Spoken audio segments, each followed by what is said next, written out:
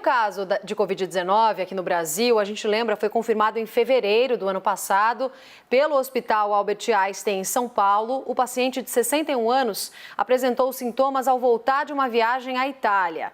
Quase um ano depois, o mesmo hospital, que é um dos hospitais privados mais conceituados do país, registra recorde de internações pela doença. Sobre isso, vamos conversar agora com o presidente do Hospital Albert Einstein, Dr. Sidney Klassner. Doutor, boa noite, bem-vindo ao Expresso CNN. Boa noite, Roberta, é um prazer estar aqui. Boa noite, Caio. Caio Junqueira, claro, participa com a gente ao vivo também. Doutor, hoje o hospital tem 140 pacientes internados com a doença, é o maior número desde fevereiro. O senhor considera que é um reflexo das festas de fim de ano? Como é que está a situação no hospital? É um reflexo de fato, mas é um reflexo que começou lá em meados de novembro.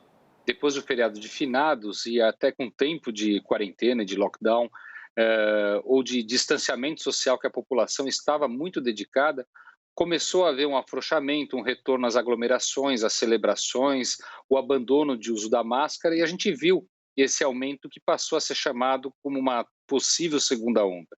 E aquilo que nós temíamos é que as festas de fim de ano, especialmente as viagens, que foram muito buscadas também por toda a população, há dados que mostram que a diminuição relacionada ao ano passado foi muito pouca, perto do que a gente imaginava. Os hotéis estão lotados, as festas aconteceram, então houve um incremento e aquele número que estava em torno de 108, 110 pacientes na virada do ano passou para 120, 130, hoje 141 pacientes, que é maior que o pico da pandemia que nós tivemos em abril. É possível a gente traçar um perfil desses pacientes internados? A estatística mostra que a Covid afeta muito mais os idosos acima de 60 anos. A gente deve manter esse perfil dos pacientes internados? Eles são mais jovens, é mais pulverizado? Qual que é a sua avaliação? Não, o que dá para perceber é que a busca do atendimento, ela aumenta também entre os jovens. Porém, a internação, ela continua acontecendo na população de mais alto risco, os pacientes especialmente após os 60 anos, aqueles portadores de doenças crônicas. E então o perfil ele é praticamente o mesmo, mas a transmissibilidade do vírus ela aumentou muito por conta desses eventos, jantares, comemorações, especialmente entre os jovens, a geração entre 20 e 30 anos, que num determinado momento deixou de cumprir as regras de distanciamento, o abandono da não aglomeração, não encontro em locais fechados, e eles são vetores que trazem as infecções para dentro de casa, onde pode ou não haver os pacientes de mais alto risco. E isso é mais grave naqueles casos que adquirem infecção de modo assintomático, portanto não sabem que estão doentes e levam para casa as doenças. Sim, vão transmitindo o vírus mesmo sem imaginar.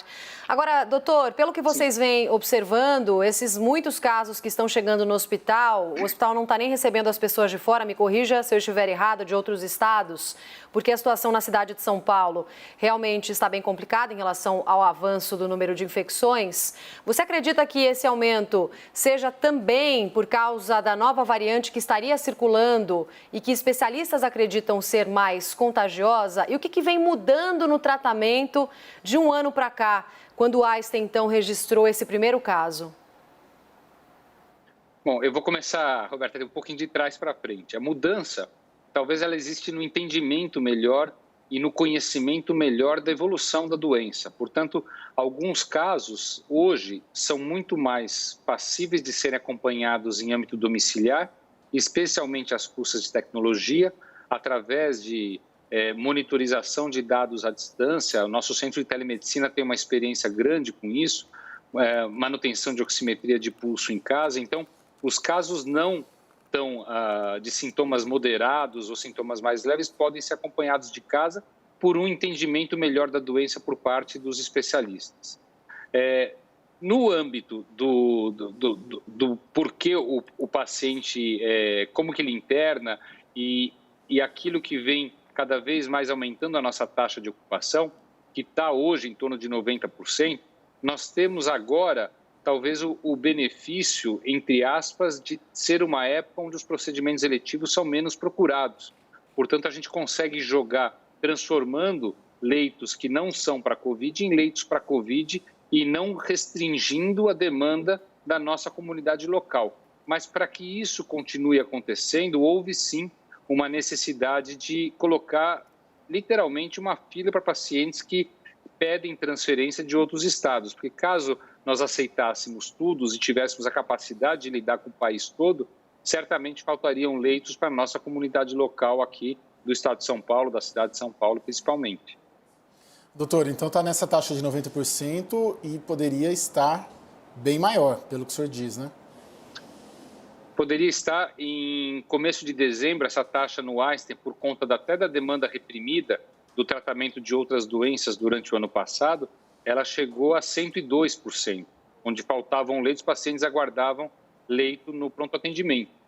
Neste momento, ela está em torno de 90% e o número de pacientes, esse de 141 portadores de Covid, de certa forma, ele ocupa espaço de áreas que paulatinamente estão sendo transformadas em alas dedicadas à Covid conforme a demanda. Sim, o senhor tem afirmado em outras entrevistas que acredita que a situação vai piorar.